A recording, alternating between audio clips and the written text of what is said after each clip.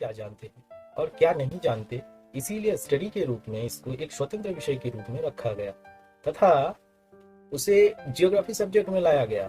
मैं यहाँ इसी के बारे में स्टडी करने वाला हूँ। आपको अच्छी तरह पता होगा क्योंकि आप कुमार अवस्था से ही इस सब्जेक्ट को जानते हैं, पहचानते हैं, लेकिन यहाँ कम्पिटिटिव एग्जाम को ध्यान में रखते हुए एक अच्छी लेवल का मटेरियल आपको देने की चेष्टा करूंगा। आशा है आप इसका ध्यानपूर्वक अनुकरण करेंगे।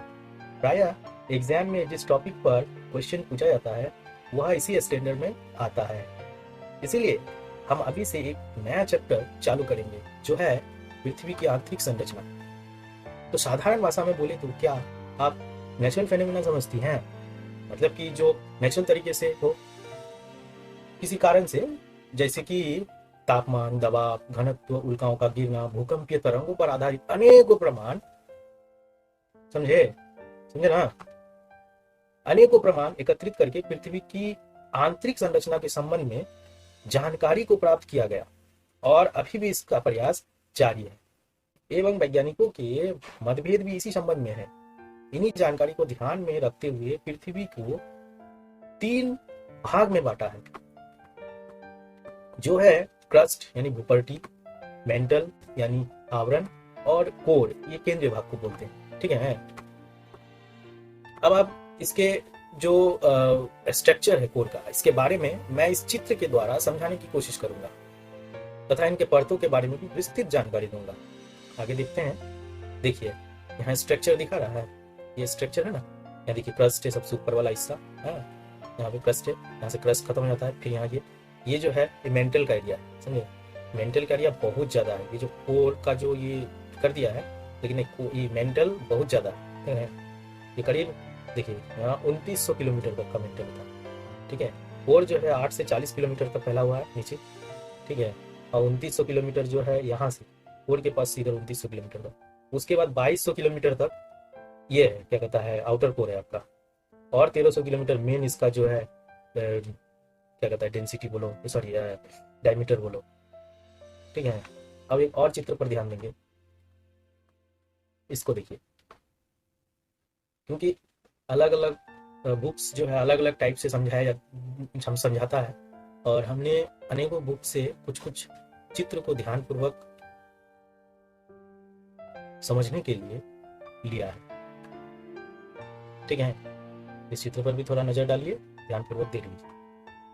अब आते हैं इसके एक एक टॉपिक को ध्यान से समझने का। जो क्रस्ट के ऊपर वाला हिस्सा, इसके बारे में क्या जानते हैं कि पृथ्वी का ऊपरी भाग है, क्रस्ट कहेंगे। यहाँ अंदर की तरफ 8 से 40 किलोमीटर तक का क्षेत्रफल घिरे हुए हैं। ये प्राय बेसाल्ट चट्टान का बना है। इसका 2 भाग है। इसका 2 भाग क्या है, शियाल और सीमा। अब इनके बारे में बोलते हैं। इनका यह नाम इनके क्षेत्र में कुछ विशेष तत्वों की बहुलता के कारण हुई है, जैसे कि शियाल में सिलिकॉन और एल्यूमिना तथा सीमा क्षेत्र में सिलिकॉन और मैग्नीशियम की बहुलता है। और देखें तो क्रस्ट भाग का औसतन घनत्व 2.7 ग्राम पर सेंटीमीटर क्यूब है। यह पृथ्वी के कुल आयतन का लगभग 0.5% भाग घिरा हुआ है। इसमें पाए जाने वाले रचना सामग्री के प्रथम, द्वितीय और तृतीय स्थान में ऑक्सीजन 46 से 47%, सिलिकॉन 27 से 28% और एल्यूमिनियम 7 से 8% है।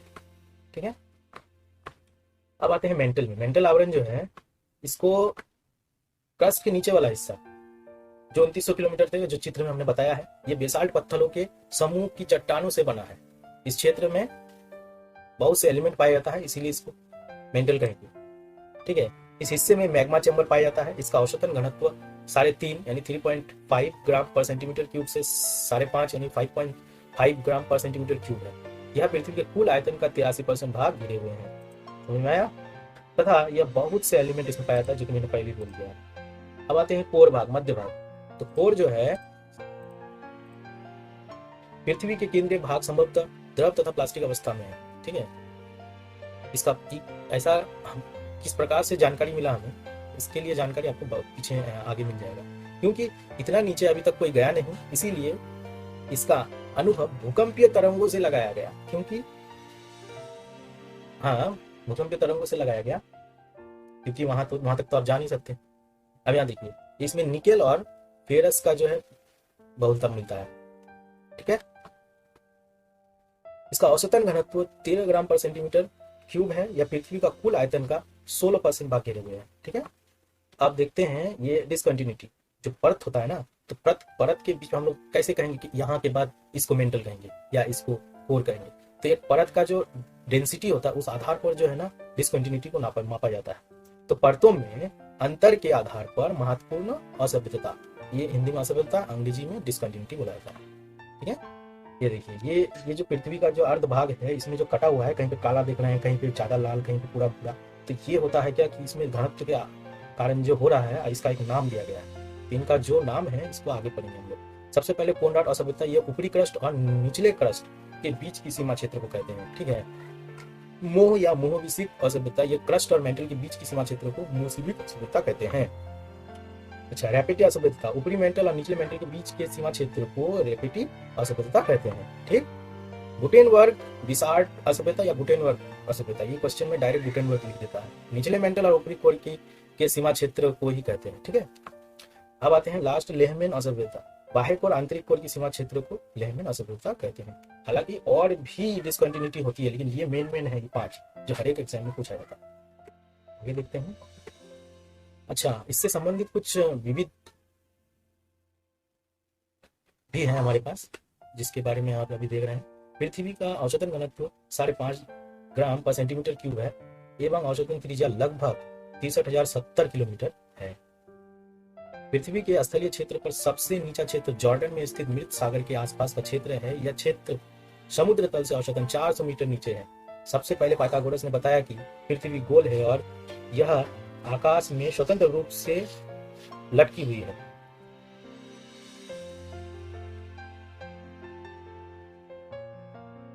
श्रीमान न्यूटन ने साबित किया कि पृथ्वी नारंगी के समान है। जेम्स जिन ने नारंगी के बजाय नाशपाती के समान बताया। पृथ्वी के नीचे जाने पर प्रति 32 मीटर की गहराई पे तापमान 1 डिग्री सेंटीग्रेड बढ़ जाता है। चलिए, पृथ्वी पर पाए जाने वाले प्रमुख तत्व एवं उनके प्रतिशत के बारे में देखते हैं। ठीक है, तो एलिमेंट ऑक्सीजन जो है 46.6% है, सिलिकॉन 27.72%, एल्युमिनियम 8.13%,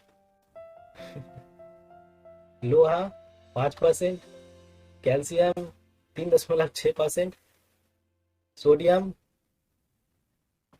2.83% और पोटेशियम जो है 2.59%, मैग्नीशियम जो है 2.09%, टाइटेनियम 0.44% और हाइड्रोजन जो है 0.22%। ये हंसी इसीलिए आया क्योंकि कभी कभी मैं रोमन अंक में बोल रहा था, कभी कभी मैं हिंदी में बोल रहा था।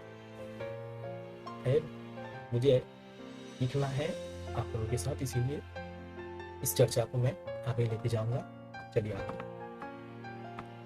तो पृथ्वी के आंतरिक भाग को जानने के पश्चात हमें उसके बाह्य भाग को भी जानना होगा, है ना।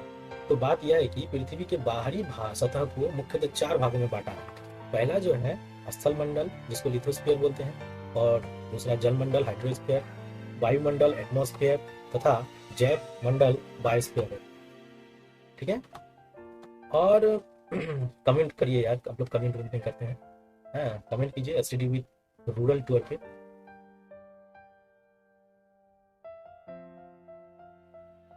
थैंक यू, लाइक कमेंट और सब्सक्राइब भी कर दीजिएगा।